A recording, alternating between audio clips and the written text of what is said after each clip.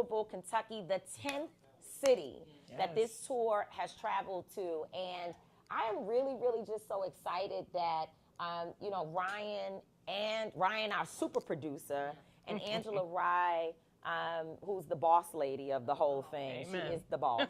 She doesn't like when we say that, but she is definitely the boss. I tell people she's the boss. She's my boss, and I'm afraid. Yes. No, but she's actually really operating from a space of love for our people and keeping this tour together. And I'm really excited that both of them encouraged us to do our podcast live from here and give people the content straight from the community, the leaders, the local community. It's just, the people from national organizations, having everybody come together. It feels exactly like what we're supposed to be doing. Absolutely. And how we're supposed to be using our time.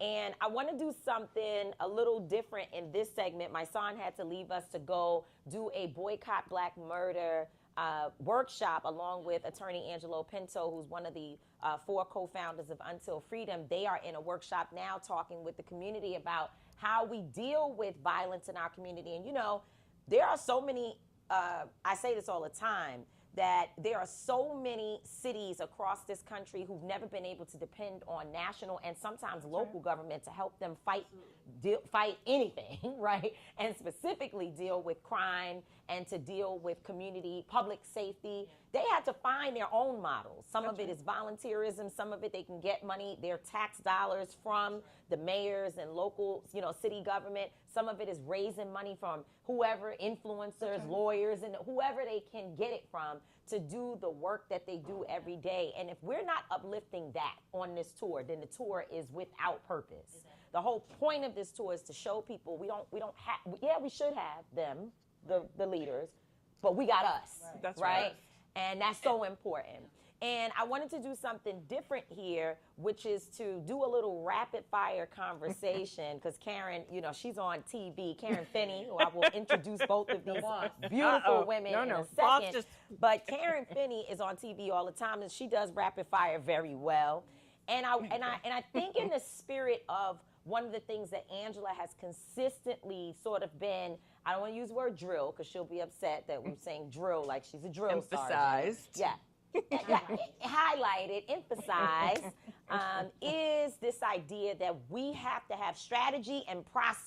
Right. That's right. Right? And I think the two of you represent that well. Strategy, process, right? How do we get it done? Yeah. So when we talk about an issue right now, what does the local community do to address that? Some of our people don't think elections have anything to do with the larger issues, right? And it scares me that our people don't be knowing sometimes. I'm like, hey, we can actually work on that. We just talked, Karen, about the consent. Well, let me first of all introduce you all properly, and y'all too. Y'all my sisters, but I need to say it from the reading. You just say whatever you want. Because it's just too important. They got too much going on, Ryan Butler. Too much going on. So this is my 2 a.m. buddy, Dewana Thompson. We talk on the phone at 2 o'clock in the morning, try to get black folks straight.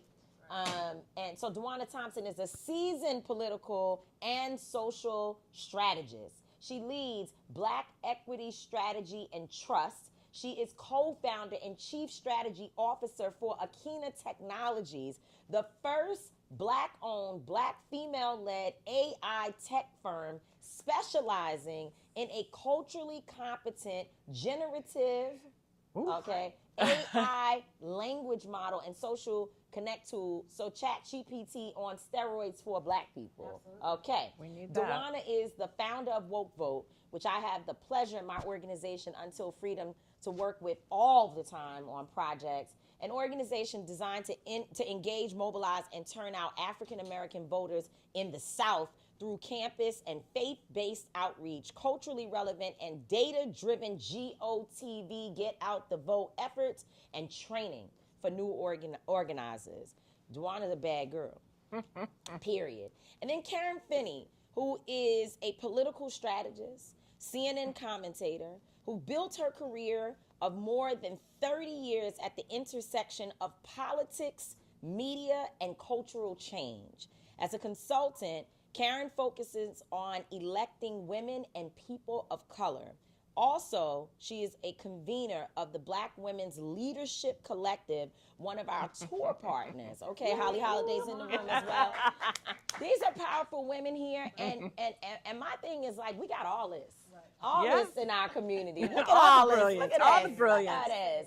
If you were here if you were here for our segment with Pastor Mike McBride and Tef Poe, we got all this. Okay? If you were here to hear Attorney Lanita Baker and Attorney Angela Ryan, we got all this. We have so much in our community. And so we're going to do this rapid fire conversation. We talked with Attorney Baker and Attorney Ryan, Angela, and Lanita about the consent decree here in Louisville. You know, I don't know if the two of you feel this way, but throughout my career, every time I'm working on something, God moves. And it's not always in a good way, right? Like some things it don't feel good, right? But he always moves. So we're getting ready to come to Louisville. Everything is, Louisville needs help, of course. We need help everywhere, right? Black folks everywhere need help. But then the consent decree issue comes up. And the Trump administration, the work that so many people have done to get the federal government to come in here and say, you have to change the culture of policing. This has now just been disbanded just like this. They have just decided to strip it away. That's right. And they're no longer in the Department of Justice going to continue that work. And so I want you to talk, Karen, yes, ma'am, about the impact of that. Sure. But then, Dewana, the question remains, the people can still do something. Absolutely. The mayor can do something. So what does that look like? So go ahead, ladies. So I think we got it. And thank you so much. I love being here. I love being here with you. All this brilliance, especially because I do feel like sometimes, we forget that people's lives don't change that much from presidential election to presidential election. That's why being out here reminding people of what we have in our own community is so important. We have to make the change. We have to make it happen. And so with this consent decree, partially it's another reminder that this man who is in the White House, he does not care. And he is telling all the people that we have been fighting, it's okay. I got you. I mean, the consent decree, obviously here in Louisville, has very specific meaning and work that you did, and I know Breonna Taylor's mother did. But it also sends a message to police departments around the country that they are free to do what they want to do, how they want to do it. And that's dangerous for us. That is dangerous for Black and brown people, particularly at a time when they're already taking people off the streets, these ICE officers, right? So we just have to be mindful. We've known they don't have our back. We're going to have to fight for everything. But I think it's important. And I think we have to connect the dots, because the other thing that happened this week, real quick, we saw more pardons. And these pardons are telling us something very important. Number one, that he's normalizing white-collar crime, because he's a criminal himself. So he's trying to say, it's okay. It's all right. I got you. For a certain group of people. That's right. And for a certain amount of money. That's right. At the same time, who did he start with? The January 6th rioters. His own in-house militia. So at the same time, he's normalizing one kind of crime for one kind of people. He's telling another group of people, you want to do what you want, I got your back. And we have to stay focused on fighting these fights, holding people accountable. I know you're going to talk about that, Dewana, but calling it out is important, and connecting all these dots is important too, because that whole picture tells us what he's really trying to do here. I agree. I feel like what's important to note is that because people have been disconnected from the political process, a lot of times that also means that they're disconnected from how the process works, right? And so we have to go back to really teaching people, how is a bill made? What is a pardon? That's right. What are these things, so that they can begin to reimagine what the structure is, or reimagine what the strategy can be when these things start happening. Part of the reason why they're doing so much of this in rapid fire is because they realize that if they do it quickly, some of us cannot respond as quickly as they are doing the thing. That's right. Because we haven't set up the strategies, we haven't set up the relationships, We haven't really been thinking 5 and 10 years down the road, which is really the essence of power mapping, right? Yep. We understand that there are some things that can only happen at the national level, but pretty much I got my start in municipal government, and I will tell you that pretty much everything that impacts your day-to-day life starts on the local level. 100%. And so you have to be tapped into who is your city council person, who is your mayor, who is your commissioner, who is the dog catcher. And School the reason board. that is important, school board, right? That is important is because we need to get people who have our justice lens and who understand policy and who also understand movement. We need to get them positioned to be in those roles so that when things start coming down and we start to see shifts in the national administration and in the agenda, we've already got people who are thinking differently about how they use these local roles, how they use these local opportunities to push back. So I'm from Birmingham, Alabama, right? We have been trying to change the minimum wage in Birmingham for years. We have a mayor who literally changed the minimum wage 3 times. But what happened is when it got to the state level, it got pushed back down. Right. And now That's they've right. created a policy at the state level that says a city cannot change its minimum wage.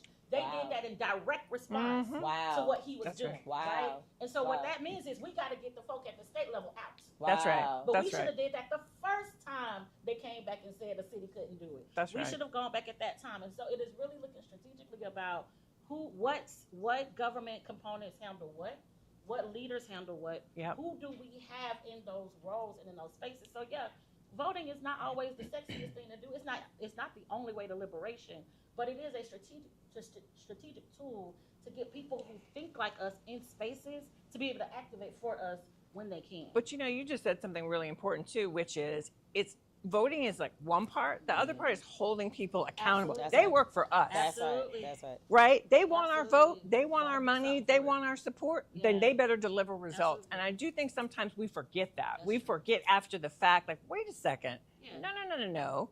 You may have these big donors, but you wanted our votes. Absolutely. And if you want them again, don't come back here. That's right. Right? Don't show up 6 weeks before Yeah. That's right. and think we're just going to step and fetch and jump. That's right. Absolutely. Delivering results. One of the issues that has me literally heartbroken, I was yelling at the TV, the walls, and anybody who would listen.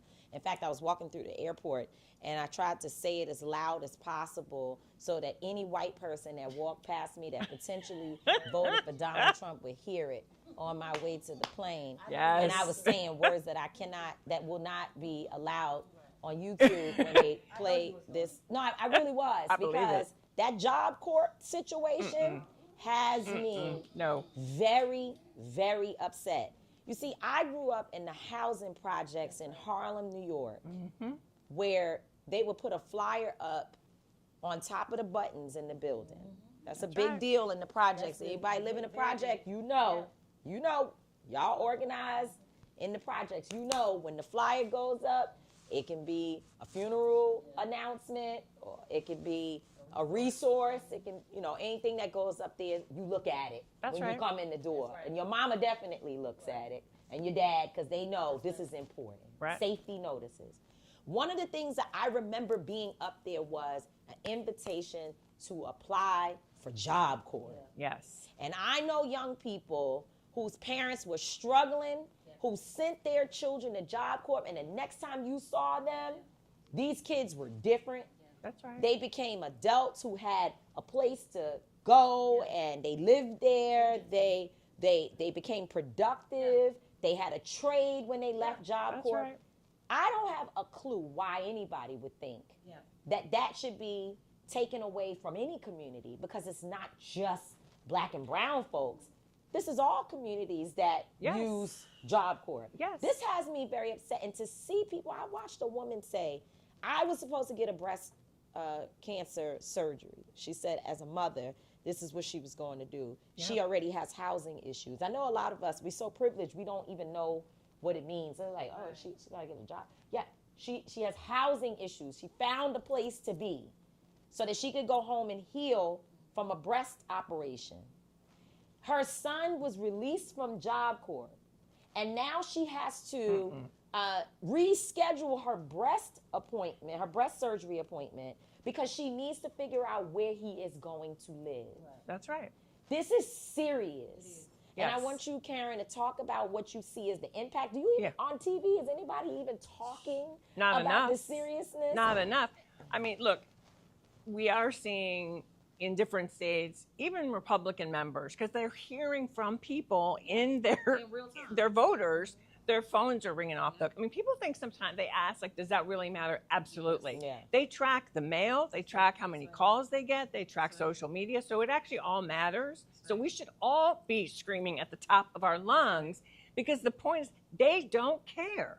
That's why they cut it. Why? Because he wants to give a cut to billionaires. Right. So this is part of the waste, fraud, and abuse, right? This is part of what they're going to do to Medicaid, where 13 million people could lose their health insurance, right? These are people who need that. So in all these things, when we see this and we say, wait a second, that doesn't make any sense. It doesn't make sense unless you remember he's got a different goal than we do. Wow. Absolutely. Wow. So Dewana, so now what? Because you know how city budgets work. No See, pressure, girl. That's the problem with Dewana. She'd be like, yeah, I hear you, Mr. Mayor, but you could actually do steps That's 1, 2, right. 3, 4. And this is a you know, it might be a little hot, but let me just say, sometimes we as organizers are ahead of our time.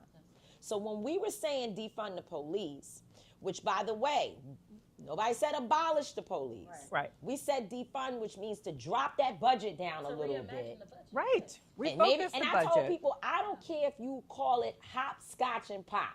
Do it. Take away the defund. You don't like the word, Call it whatever. You know, Jesus come. I don't care. What we mean is redistribute the funds. Yes. So now you have to have mayors who have, and state level governments right. who have the foresight and the interest in the people to say, we opening these programs back up. We're going to take a little money from the places that right. have overblown budgets. Don't go take it from education and housing. They already struggling. But your police budgets that don't need a new bazooka Sure. in a local community, why can't we take a little bit of money from there and shift it? Get So some what do you jobs. think local governments can do? So the first thing is, any budget is a moral document. It tells you what people care about and what they are imagining is possible, what they think is most valuable. So the first thing is we got to know what's in the budget, right? We have to understand how the city budgets work. As the chairwoman for the housing authority for the city of Birmingham, which I am, I can tell you, I want to go back to the job. Come on, Dewana. I want to go Pop your shit, Dewana. Come Boom. on, Dewana. No, because the reason why I say this is because I want to go back to the job corps thing really quickly. Is that you have to remember that for some people, job corps was their only way out That's right. of a system That's that right. already held us down, right? That's right. And that's an economic system. So when you think about job corps not being available, but you are also telling people in this generation and in this time right now to pull yourself up by your own bootstraps, but yet every single strap has been cut off, that leads to hopelessness. And so what we have to really begin to do is determine who, I know Job Corps was important, but there are other organizations and city organizations that provide jobs for our young people and provide readiness opportunities for our young people. Yeah. It is time to redistribute the wealth in those budgets to those programs Yes. that have already existed Wow. and do That's the right. same things That's right. that Job Corps did. But now, okay, if you don't want to do it on a national level, we have had multiple organizations who have pathways who didn't have the funding. But That's right. providing housing is a particular thing that Job Corps does Yes, Yep. it does. that Yeah. we also need to build in. So we need to expand And these that's models. why every city government has a community development department. They get community development grants, block grants, all kinds of different things that they go to. You know, it's a long process of it, but the point is that they get resources specifically for that kind of programming, and they're supposed to, if they are really being intentional, they're supposed to align that process with their public housing authorities, their public education spaces, all of their resources, public resource access points. There's supposed to be a collaborative process of how all of those things work together.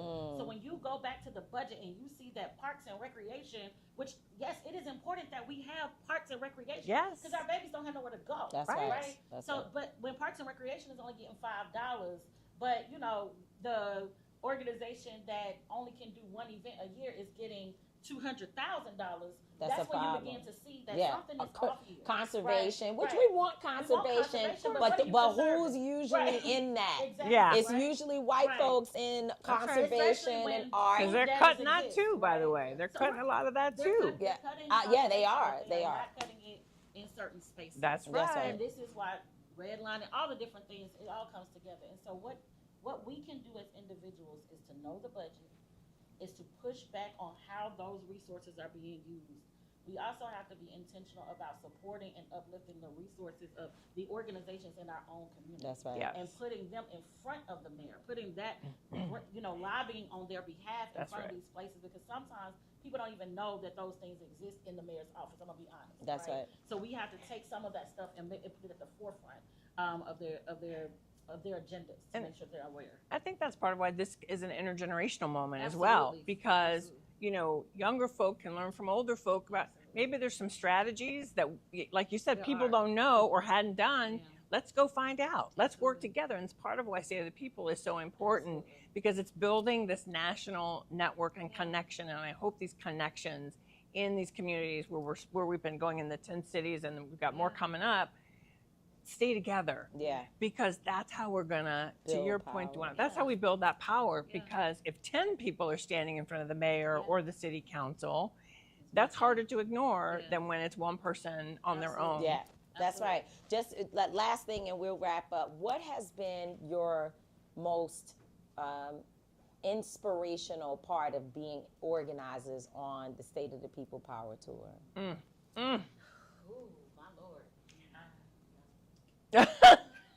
I mean, look, I'll be real Because honest. it's not easy. No, it's not. It's hard work. is. Hello. It goes, for me, it goes back to how just depressed I felt Yeah. after the election, and understanding that the part of the goal, and we do need to understand this, like you said, doing so much so fast Yeah. is also to exhaust us, Yeah. to overwhelm us. And so for me, it felt like an opportunity to regroup with my Mm. people That's good. and to kind of come together in community, to get to work with people like you that I admire, who I don't know, we hadn't worked together Yes, directly that's right, anymore. that's right. And so, Black Women's Leadership Collective, got to give a little plug. Yeah, for sure. That's part of what we try to do, is bring different Black women's leadership groups together. This is intergenerational. This is, people from all different parts of our community. So for me, that's been the most inspirational. It's just people just pouring in. You've been in this, love that. Karen. Yeah. I mean, I see your name Yes. popping up on the Signal Yes. thread every hour of the day. She- all so yeah, night. Angela, yes. I mean, you have really turned your, You turned, I got you signal know what I text, mean? email. You turned on some old school skills, That's true. right? Your Yeah. beginning skills of Yeah. being very administratively oriented. You done brought that back into the mix because you're the great Karen Finney, right? Like you're on Aw, TV. thank you. You No. could Yeah. show up here and say, I'm gonna do I'll this. moderate panels, I'll talk to, people, I'll go out in the community and interview people. Right. But And you that's have it. actually been behind the scenes pushing paper. Yes.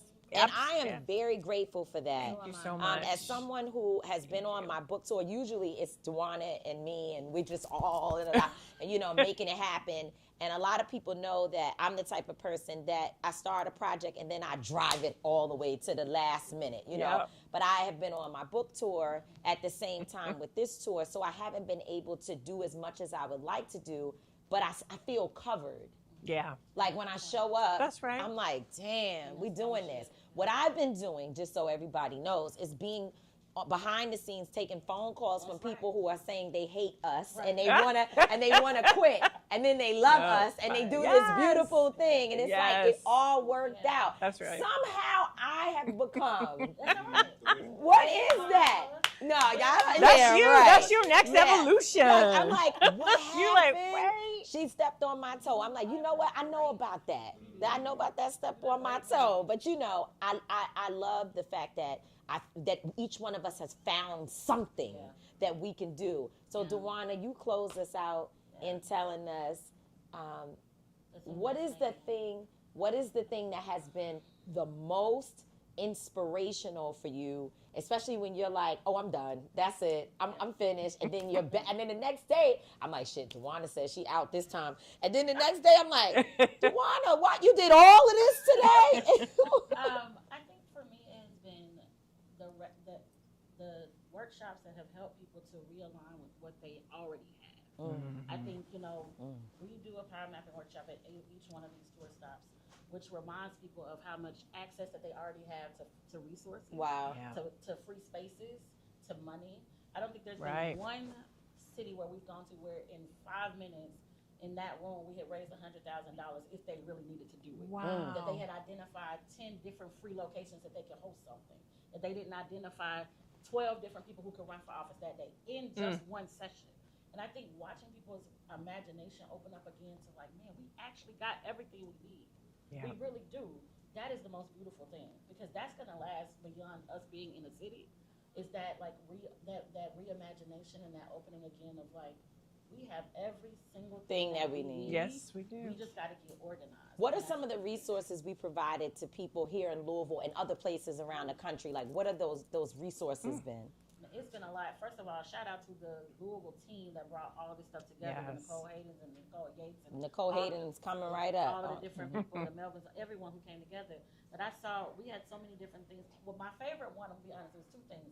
One was a weapons preparedness class. Wow. Around protection. Right? Wow. And I think that is important because we should. That was here? That was here. Oh, wow. I didn't know that. Yeah, and I think it's important because we as people should feel comfortable with protecting ourselves. Yes. But also being accountable to that, right? But I love that there was that class here to teach that around that safety. The second thing that I love was the gardens. They gave everybody specialized gardens to be able to start planting fruit and seeds and different things in there. They was out there digging up dirt and making sure that they understand. Like, I was like, what?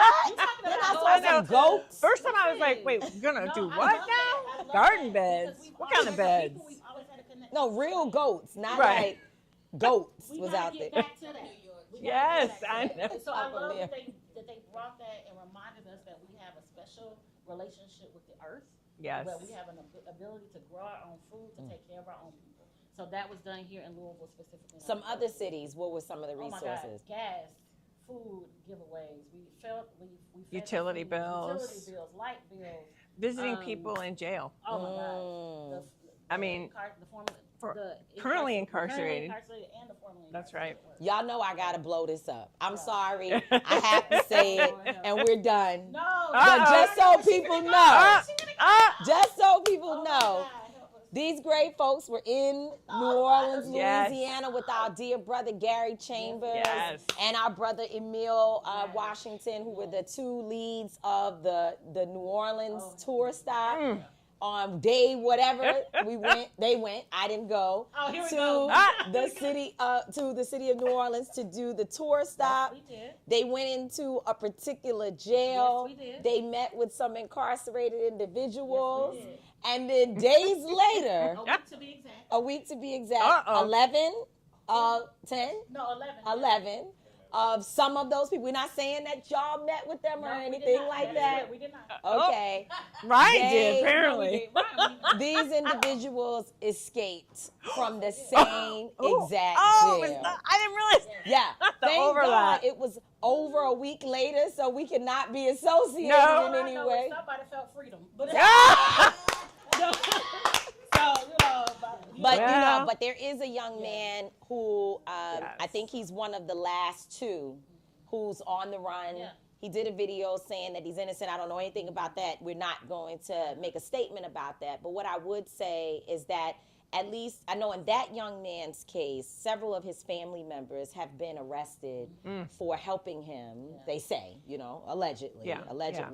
And I don't know what's happening with the other guy. And what I would say is that I don't want anybody to be incarcerated, but I know that if it's going to impact your family, you need to be mindful of what you're doing. And I don't know, and I hope that both of these individuals, because they will find you. Yeah. Yes. They will find you, that they would find the appropriate people to support them with what they need to turn themselves in and not to put other people's lives in danger. Right. And that's really important. We joke about, the connection, but the seriousness of what is happening is important. And I'm not saying they should just walk out into a firing squad. I hope that our communities, whether it's the pastors or whomever it is that can help them, will help them That's to right. get themselves safely to where they need to be. So hopefully that happens. Yes. Thank y'all. Thank so you. very Thank you for much. doing live. Thank you. Do more live. Yeah. Woo-hoo! We can do this more often. Yes. Go, Boom. Brian. You got to produce. All right, one more, and then we're out of